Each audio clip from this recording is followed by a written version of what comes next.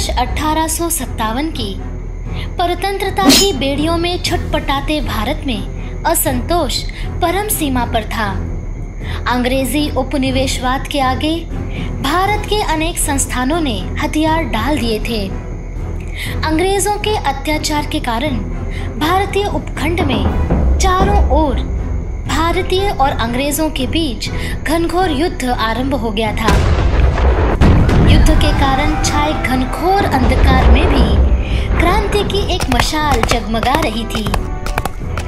इस जगमगाती मशाल ने अंग्रेजों के हृदय में भय उत्पन्न किया और इसी कारण ईस्ट इंडिया कंपनी का प्रमुख अधिकारी ह्यूग रोज इस मशाल की महिमा बताते हुए कहता है, भारतीय विद्रोह ने केवल एक ही सच्चे पुरुष को जन्म दिया है और वह सच्चा पुरुष एक महिला है और ये महिला थी झांसी की रानी लक्ष्मीबाई।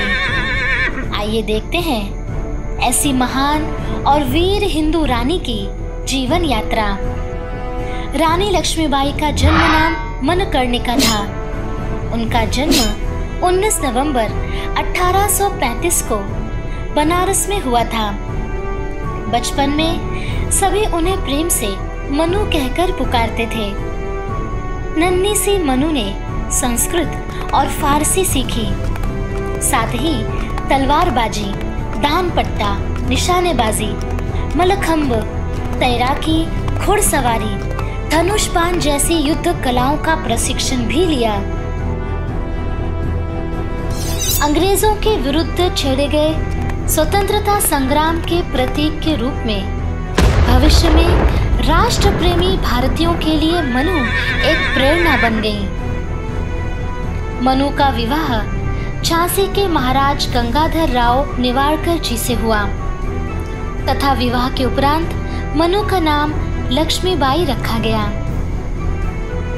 रानी लक्ष्मीबाई को पुत्र रत्न की प्राप्ति हुई, परंतु बचपन में ही निधन हो जाने के कारण इस दंपत्ति ने एक बालक को दत्तक लिया और उसका नाम दामोदर राव रखा गया। परंतु कुछ ही समय में महाराज गंगाधर राव जी का भी निधन हो गया। छल और कपट से भारत को निगलने का सपना देखने वाली ईस्ट इंडिया कंपनी ने दामोदर राव को झांसी का वैधानिक उत्तराधिकारी मानने से मना कर दिया और झांसी को अंग्रेजी साम्राज्य में विलीन करने का आदेश दिया। इस अत्याचारी आदेश को रानी लक्ष्मीबाई ने स्वीकार नहीं किया। रानी ने अपनी वीर गर्जना से उत्तर दिया, मैं अपनी झांसी नहीं दूंगी। उनका यह उत्तर भारत के इतिहास में अजर अमर हो गया है। इस साहसी रानी ने पुरुषों और महिलाओं को एकजुट किया, उन्हें युद्ध का प्रशिक्षण देकर सक्षम बनाया। कुछ ही समय में उन्होंने 14,000 सैनिकों की सेना तैयार की। मई 1857 में भारत की स्वतंत्रता का पहला युद्ध लड़ा गया।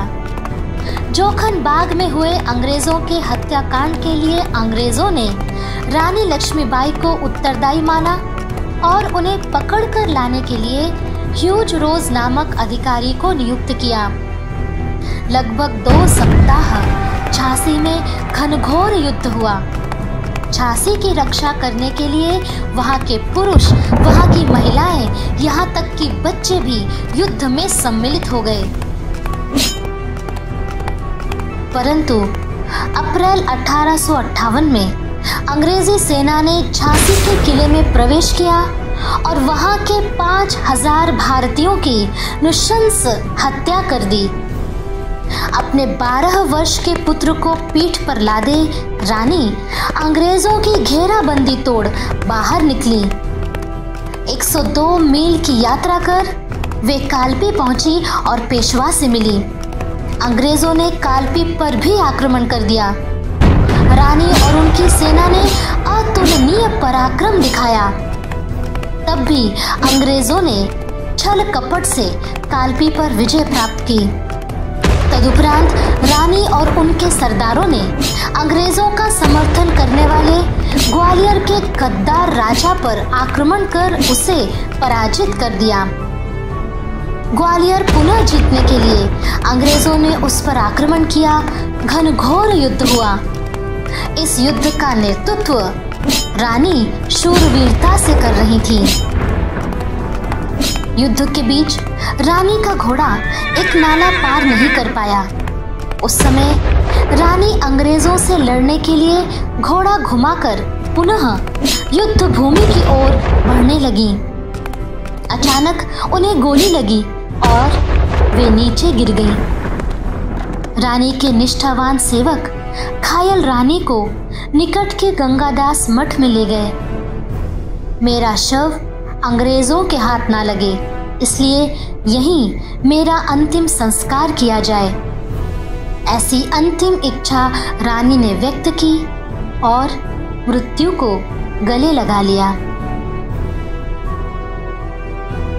चमक उठी सन 57 में वो तलवार पुरानी थी। बुंदेले हर बोलों के मुंह हमने सुनी कहानी थी। खूब लड़ी मर्दानी वो तो झांसी वाली रानी थी। रानी लक्ष्मीबाई की शूरता अद्वितीय है और अद्वितीय ही रहेगी। एक हिंदू के रूप में उन्होंने निरंतर धर्म पालन किया। एक स्त्री के रूप में कठिन स्थिति में भी अपने सभी कर्तव्य निभाए और एक रानी के रूप में अंतिम सांस तक अपने देश के लिए, अपने देशवासियों के लिए लड़ती रही। रानी लक्ष्मीबाई नारी शक्ति का प्रतीक हैं।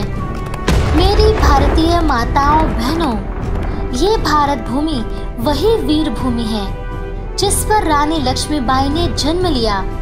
ये वही वीर भूमि है जिस पर रानी ने समर्पण किया।